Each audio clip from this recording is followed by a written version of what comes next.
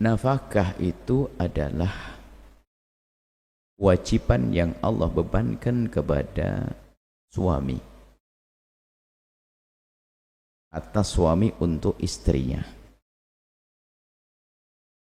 Artinya seorang suami punya kewajiban mencukupi kebutuhan pribadi yang prinsip dari istrinya. Urusan makannya, urusan pakaiannya, urusan tempat tinggalnya. Dalam madhab kita sesuai dengan kemampuan seorang laki-laki, dalam madhab lain sesuai dengan makomnya sang istri. Alhamdulillah, madhab Syafi'i. Artinya yang jelas sesuai dengan kemampuan seorang suami.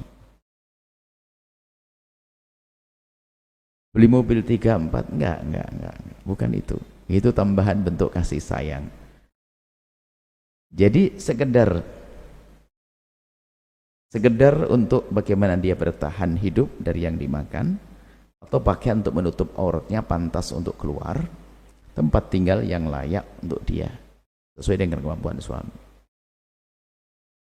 Selebihnya adalah kebaikan seorang suami, tambahan kebaikan seorang suami. Dan janganlah menjadi suami pelit-pelit amat. Bahaya juga suami belajar ilmu fikih, istrinya sehari dikasih 2 mud, 2 genggam beras. Keterlaluan itu suami. Gara-gara belajar fikihnya, fikih nggak pakai akhlak, fikih nggak pakai hati, membaca kitab fikih babun nafkah, ternyata menjadi pelit kepada istrinya. Yang penting ini nafkah. Akhirnya muncul, gara-gara suami pelit, muncul pertanyaan, mana uang belanja? Dari situ sebetulnya babnya. Sebetulnya nggak perlu dibedakan itu semuanya. Seorang suami memberikan kecukupan kepada keluarganya sebuah kewajiban. Kalau ada kelebihan adalah sebuah kemuliaan. Jadi di dalam uang belanja tentu ada nafkah. Kalau nafkah bener hitung-hitungan, waduh nggak enak hitung-hitungan. Fikih itu untuk menyelesaikan problem persengketaan. Hidup kita bukan tingkat level fikih, level kita level tasawuf, akhlak. Kalau pakai level fikih, fikih itu adalah kalau ketemu seorang laki-laki yang pelit nggak ngasih nafkah suami istrinya, maka fikih berbunyi, berbicara, kasih. Hakim memaksa, keluarkan, sekedar untuk dimakan. Fikih itu berfungsi untuk menegakkan keadilan ini. Cuman kadang istri melakukan sesuatu yang lebih di dalam rumah tangganya, bukan pekerjaan istri mereka kerjakan. Makanya mumpung di sini kami jelaskan, menanak nasi, menyuci baju bukan kewajiban bagi seorang istri. Para bapak boleh tersenyum hari ini, tapi kalau senyumnya tidak hati-hati, menangis besok hari. Tapi di saat istri menerapkan hukum ini, nggak mau menanak nasi, nggak menyuci baju, kasih 2 genggam beras nafkahnya. Ada istri mengatakan, wah, nggak wajib menanak nasi. Oke, tidak wajib. Tapi kamu dapat 2 genggam beras sehari. Hidup bukan seperti itu, wahai istri yang solehah. Suami bekerja keras untuk meningkatkan kualitas hidup agar lebih ini dan sebagainya, sehingga perlu banyak kerja. Di rumah apa sih salahnya menanak nasi untuk suami tercinta? Kadang-kadang urusan nanak nasi dipermasalahkan. Kamu di rumah nganggur loh wahai istri, menanak nasi untuk siapa? Untuk suami yang tercinta kan? Iya, kenapa dipermasalahkan? Sebab ada ini istri-istri yang ngantuk baru belajar fikih langsung, nyuci baju tidak wajib bagi kami, menanak nasi tidak wajib bagi kami, tugas kami hanya macak, mapan, apa? Pokoknya gitu dok, dandan sama ini dok. Oke, kasih 2 genggam beras. Sebab bicara fikih itu tentang keadilan. Makanya di sini seorang istri punya peran luar biasa. Makanya seorang suami memberikan juga kelebihan, sehingga diberikan sepeda, diberikan mobil yang punya rezeki, rumahnya pun digedekan, dan semuanya masih ada tambahan-tambahan. cincinnya juga banyak, bajunya pun gaunnya, padahal mestinya 1-2 cukup.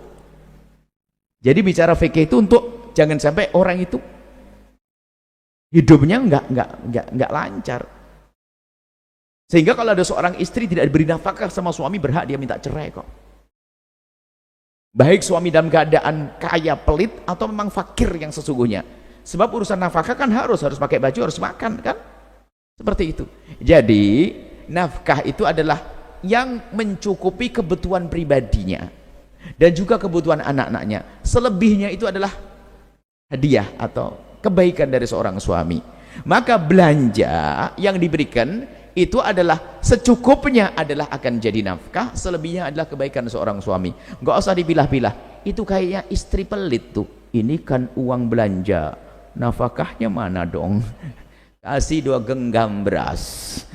Kalau bicara-bicara semacam itu, hidup tidak boleh menuntut, hai hamba Allah. Dan jadi suami jangan pelit-pelit, hai hamba Allah. Suamimu, istrimu melahirkan 5 anakmu, menggendong anakmu, nyusui anakmu, memandikan anakmu, membersihkan kotoran anakmu. Masa tidak kita perhatikan? Ini laki-laki model apa?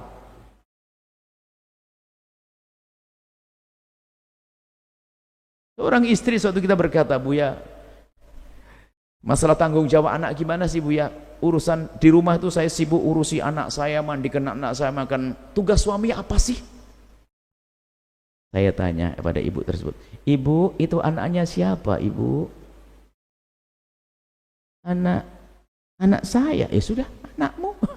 Kenapa pusing-pusing anaknya sendiri? Jadi ada sebagian orang cara berpikirnya bukan berpikir tentang karunia Allah, tapi gaya hidupnya gaya menuntut. Orang kalau hidupnya rumah tangga gaya menuntut, tidak akan ada ujungnya.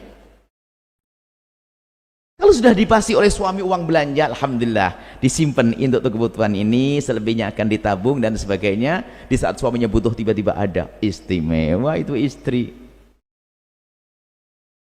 Memang kadang nasib buruk seorang suami, istrinya jago ngutang, jago kredit, sengsara tuh suami.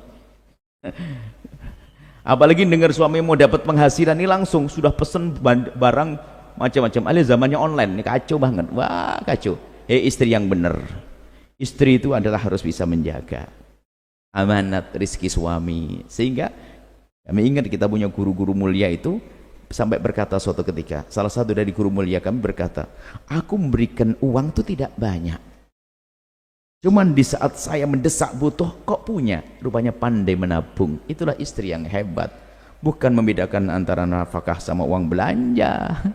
Ini ribut namanya orang begitu tuh. Jadi itu hidup yang indah. Jangan hanya bicara fikih-fikih, kita harus sudah masuk level akhlak, level memberi yang lebih untuk pasangan kita. Bukan hanya urusan nih pas-pasan, wah ini pelit banget nih hidup kok pakai.